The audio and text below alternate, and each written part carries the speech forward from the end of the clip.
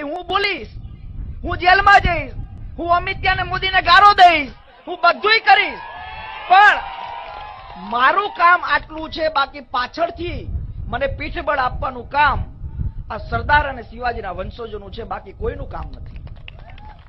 જો તમને લોકોને ફક્ત ને ફક્ત વ્યક્તિગત સ્વાર્થ હોય અને કમલમ અને દિલ્હીમાંથી મળેલા આદેશ અનુસાર કામ કરવું હોય તો મારે તમારા લોકો જોડે બેસવાનું નથી, કેમ કે મને ડબલ ઢોલકી વગાડતા ક્યારેય આવડ્યું નથી. હું બોલીશ, હું જેલમાં. ત્યારે આ વખતે રૂપાલની પલ્લીમાં હાર્દિક પટેલે પણ હાજરી આપી અને માતાને ઘી ચડાવી પોતાની બાધા પૂરી કરી. વરદાની માતાનું વર્ષો જૂનો એક સારું પ્રાચીન રીત રિવાજ મુજબ જ્યારે જેલમાં હતો ઉદયપુર હતો તો ગામના આગેવાનોએ બાધા રાખી હતી. બાધા પૂરી કરવા માટે આવ્યો છું. અને જે પ્રમાણે વરદાની માતા ઉપર લોકોની આસ્થા છે, બહુ મહત્વની આસ્થા હોય છે. અને માને પ્રાર્થના કરું છું કે હંમેશા આ રૂપાલ ગામની અંદર સુખાકારી રહે, હંમેશા ગામના લોકો સુખી રહે.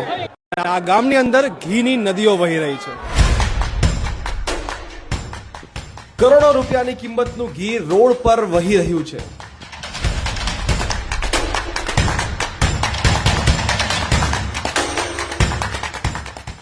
ગાંધીનગરનું રૂપાલ એટલે કે રૂપાવટી ગામના લોકો દ્વારા ઘીનો અભિષેક કરવામાં આવે છે. રસ્તાઓ પર વહેતું થાય છે અને કંઈક